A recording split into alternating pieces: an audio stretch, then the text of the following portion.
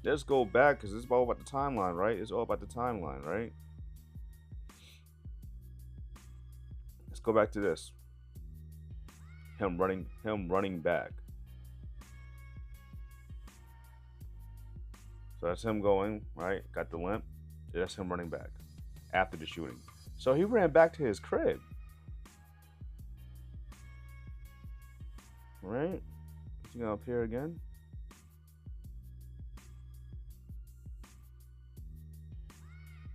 Does he? Shout out to TMZ again. TMZ gets all the footage. Yeah. And he ran back. Is he gonna pop up again? I don't know.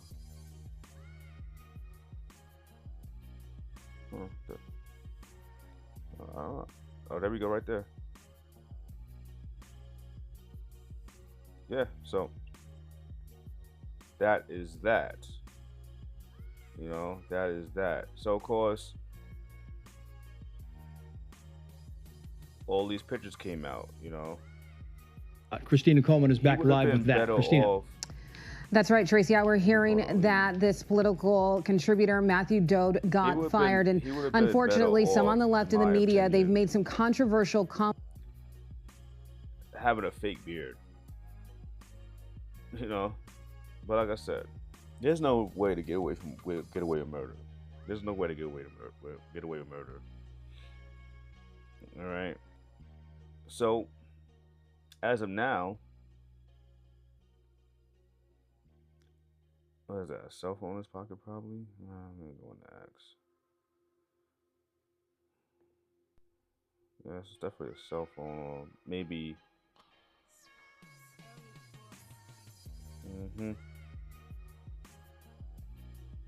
So,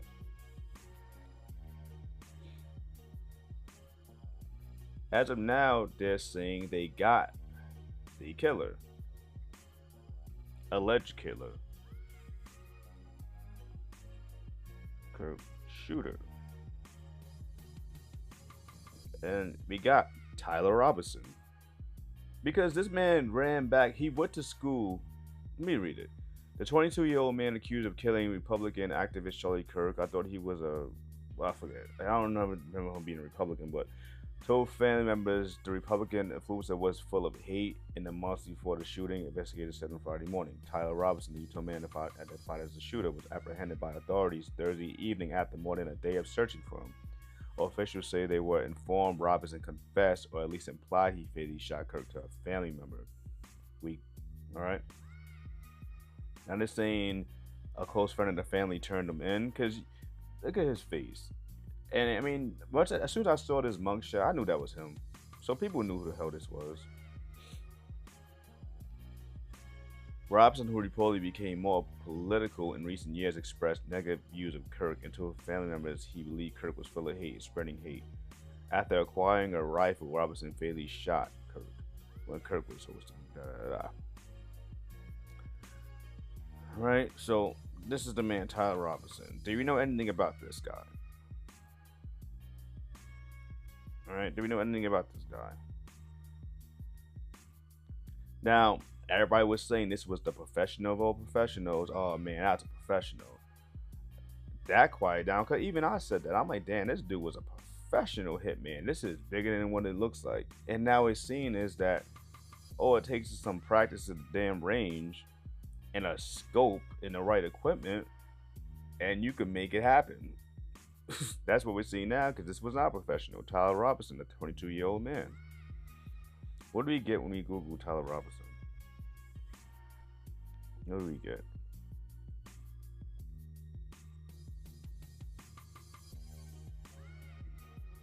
All right. So, what I'm most curious about is why we see why he's been saying this stuff. He got a suicide smock on. Cox said a family member of Robinson's reached out to a family friend who contacted the Washington County Sheriff's Office with information that Robinson had confessed to them or implied that he had committed the incident. So that was pretty much the last 24 hours of Charlie Kirk's life, and I mean the beginning of the last for Tyler Robinson. All right. So, let me know what you thought about this video in the comments. What do you think about this whole situation? All public figures need to be on notice. I'm not saying you need to be in a damn Pope bubble, none of that. But, I mean, modern technology, modern technology, use it to their advantage. Because all we see this guy right here, them talking about it was supposed to be some high-powered professional head. This is a regular dude. All right, KJ Media 100. I'm out.